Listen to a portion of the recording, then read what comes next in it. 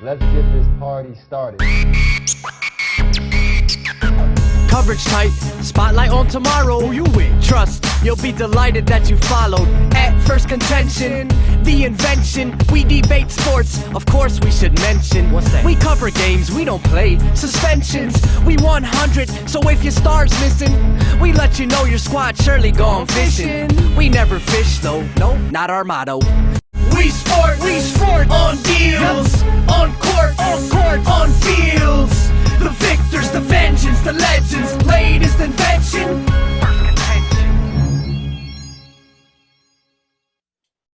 Welcome back to another episode of Phirst Contention. I'm your host, Ty Sosina. With me here today, we have Steve Davis over in Maryland. We'll say what's up, Steve. What's going on, everybody? Strive higher every day.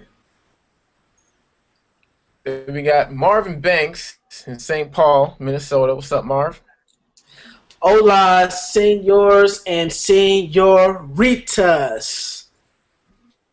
Then we got a special treat for everybody today. New to the program, first time on the show, we've got Dominic Jones, high football IQ, coming to us from Ohio. What's up, DJ? What's going down, world? I'm here to knock Marvin Banks off his high horse. Oh my God! All right, we got another week in the books. Week 3. Although some people might say something shouldn't be in the books, we're going to switch a few things up around. We're going to start with our surprise of the week. So let's start off with Steve. You know, tell us what was your surprise of the week?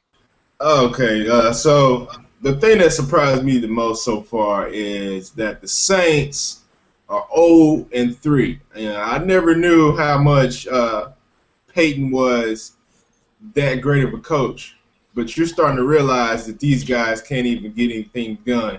And they lose to Kansas City after being up 24-7. Jamal Charles rushed for 223 yards, touchdown, ran all over the field on them. I mean, it just looks so out of place right now. They need to get it together. Even Drew Brees is not looking like the same Drew Brees. So the Saints right now are surprising me. I kind of expected them to still make it to the playoffs, but right now, don't know. Yeah, don't know. A lot of people did pick the Falcons to win that division. All right, DJ, here you go. First question. Your surprise of week 3 in the NFL. I would have to agree with my fellow compadre, Mr. Herman Davis. Saints definitely have me started over here. You know, they were a team coming into, you know, had a lot of questions, obviously losing their head coach like he stated. But I thought that would be something that drove them to actually want to prove everybody wrong. You know, that would bring some type of camaraderie between this team, and that's just not happening right now. And to piggyback off that, I'll give you a flip side of the Cardinals being 3-0. A lot of team that had a lot of skepticism, a lot of questions coming out of the preseason, and now for them to be 3-0, Kevin Cobb seems like he has a good handle on that quarterback job out there. You know, they're going to be a team to be reckoned with. True. Good things happening in Arizona. All right, Marv.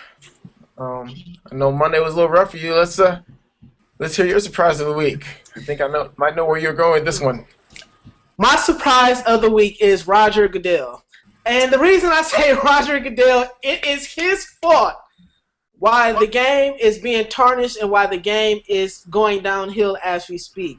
He has D3 lingerie referees reffing a professional game. And not only that, 24 penalties was called in the game on Monday night, and a slew of penalties was called on the game on Sunday night with the Ravens against Baltimore. So my surprise of the week is Goodell still having these replacement referees still in the NFL. I did mention earlier, Goodell does work for the owners, so it is the owners who are keeping the real refs not here. Any interesting or anything ironic about Green Bay being the only team that isn't owned by an individual and being the first team to be cost a game? That's a conspiracy right there. Goodell still got the power. He should have still did something. What the crazy part about it is Goodell, I have to agree with Cornelius over here to my right, that Goodell has the power to overturn the call yesterday in yesterday's game. And what does he do? he hides behind his tail and not overturn that call into the right call to give the Packers the loss. Haha, my friend. But that would be the righteous thing to do for him to come out and overturn that game. But we have to look at the bigger picture here. The elephant in the closet is the gambling issue.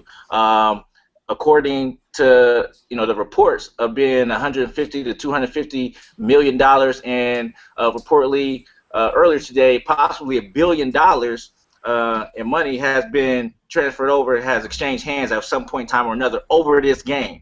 So just imagine the uproar that would create if Goodell was to come out and reverse this game.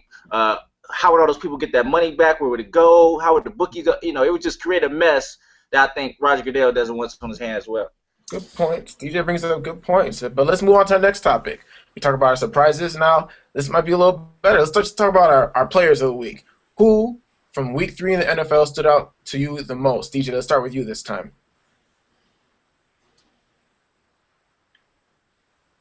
I'm going with Mr. Charles, Mr. Jamal Charles. He definitely broke out of the shell and showed that he's back.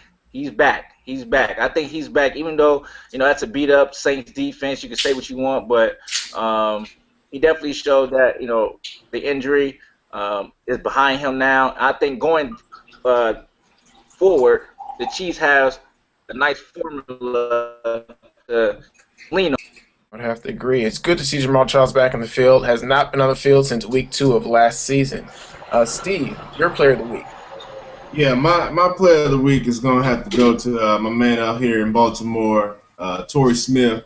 His brother died hours before, the game started, and, lo and behold, he went out there and played the game of his life. 6 receptions, 127 yards, 2 touchdowns, was a key part for them winning that game against the Patriots.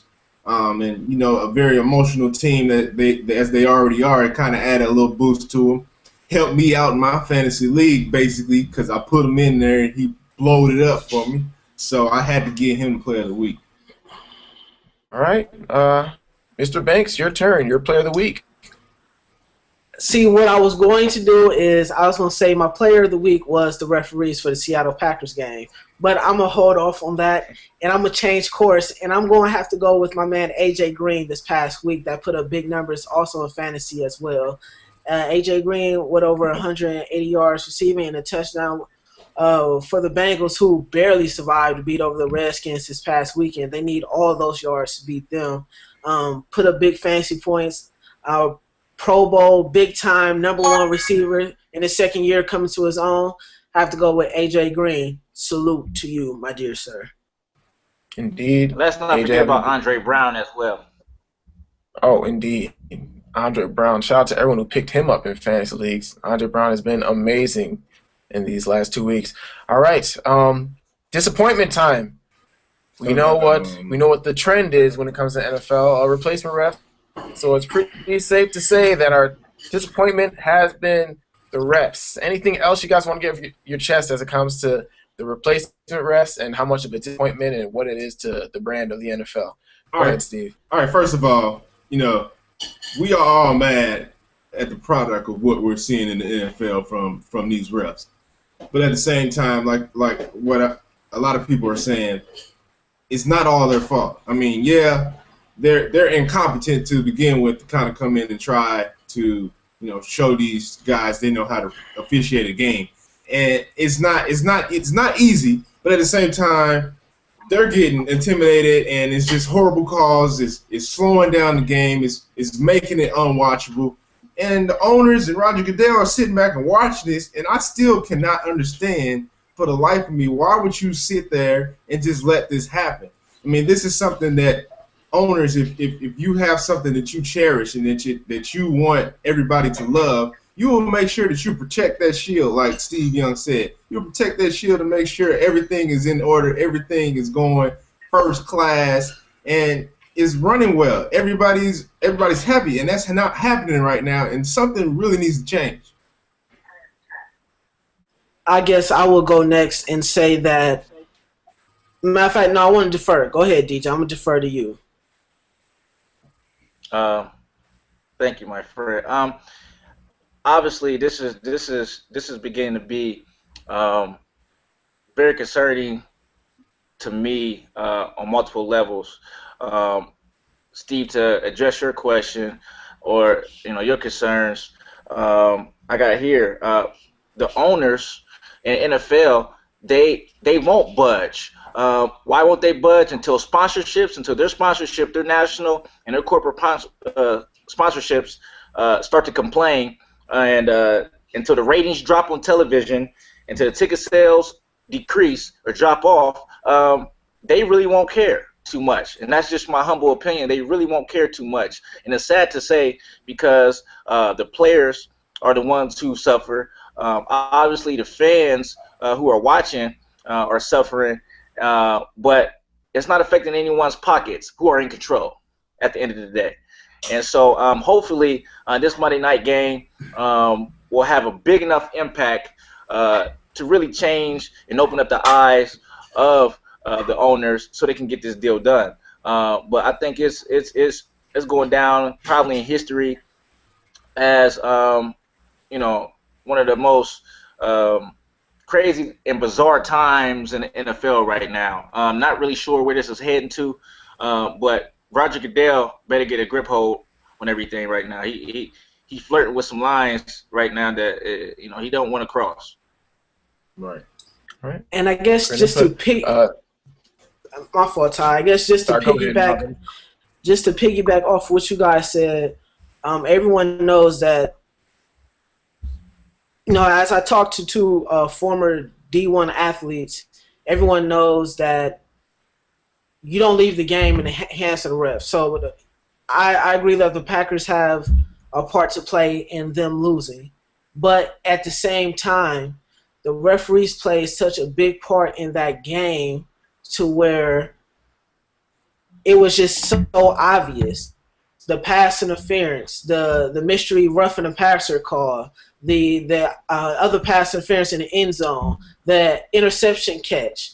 But the thing about that's most concerning to me is not only the refs not having control, but the way that the players are interacting within the game. Brownie took a cheap shot at Greg Jennings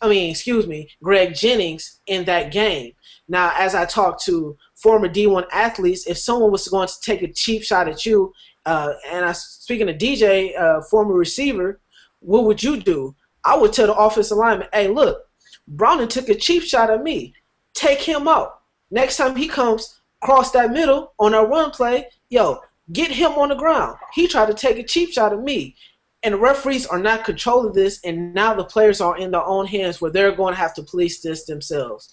In the Pittsburgh game, Ziggy Hood got clipped within that game, and the referees did not call it as well. So now players are going to have to start policing this game on their own.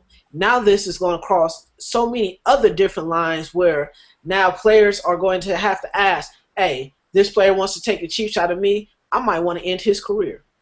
I might want to take him out. I might want to leave him on the sidelines from here on out. And I think that's probably was one of the most interesting aspects. Not Golden Tate saying on that they competed for 60 minutes or whatever he wants to say. Not the referees blowing the call twice in the end zone, but the way that the players are using the ability of the referees not controlling things and taking those cheap shots, taking those extra hits on the quarterback, taking those extra hits on those defensive receivers. The game that Roger Goodell said that he wants to hold sacred. He wants to protect the shield. He wants to protect those players. Now those players are being in harm's way. So what are we going to do now? Like I said, players are going to start policing this and put this in their own hands, put this in their own matter. And somebody's career is going to be cut very short, very fast. Yeah, the players really do need to do something. I know that's for sure. There's, to me, there's a conspiracy theory. This is just me, involved with some of this stuff. I wouldn't put it past. We really have officials who are asking for autographs and officials who are really fans. Really true fans of of the players that they're supposed to be policing out there, and so, when you start to get into gambling with guys who know that the jobs that they're working are temporary, there's some skepticism in there. There's some reason to believe and be worried. Hey, it's not that bizarre to really say, hey, is he involved in some type of form of gambling or something that would make him not call calls that are belligerent? And it's just baffling. And so when you have a guy like Golden Tate who's jumping around for joy, like he's just made the immaculate catch of NFL history, that bothers me too, because the respect for the game, at that point, is called into question. It's called into question from that organization. I would like to see a press release or something coming from the Seahawks. Even probably acknowledging, hey, under the circumstance he probably was awarded that game, probably wasn't rightfully so, but we'll take the win. I would have took that, but something that acknowledges, hey, this does need to get fixed. I think one of the most interesting aspects is the NFL came out with a report saying that they support the decision. If the Packers, they acknowledge the decision of the pass interference of Sam Shields getting pushed in the back, but don't acknowledge the fact that Golden Tate didn't catch the ball. So wait, so let me get this straight. You acknowledge that they've blown a call on the pass interference of Sam Shields, but don't acknowledge the call of the interception? Who are you trying to fool? Who are you trying really? Like Goodell, NFL, who are you really trying to fool? They're trying so hard to hold out on and show that they have the authority and the power at this moment, that they're really willing to sacrifice the product of the game, which is horrible. Like, fans are disturbed, coaches are disturbed, like you see, players are disturbed. They're the thing to me, they're the ones that really need to kind of rally around this and make a statement, because where the players go, that's really where the league goes. Like, if the players don't make a stand, then it really doesn't matter, because to the fans, yeah, we can only say so much, but we still gonna watch the game. I mean, what else are you gonna do on Sunday? Like, there's nothing else really that you can do but to tune in. But if you're a fan of a player and you see that player say, hey, we're gonna do this, we're gonna hashtag this, we can use social media to talk to the NFL owners, like, all right, we need to get this handled, because we don't want to go out here and risk our careers, to go out here and play a game that is not being officiated right, not being called the right thing. You see players getting even dirtier nowadays, receivers getting mugged 20 yards down the field because, these referees don't know how to call that.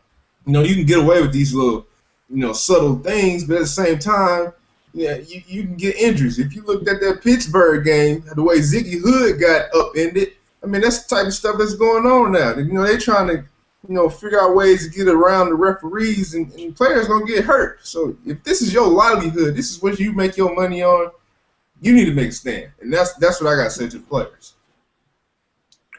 All right. A lot of good points. We have approached a scenario where now the players are going to take matters into their own hands, and the inmates are going to run the asylum, for lack of a better phrase. But obviously a lot of disappointment. And while this was the tip of the iceberg, now it could be just the beginning if we don't get a deal.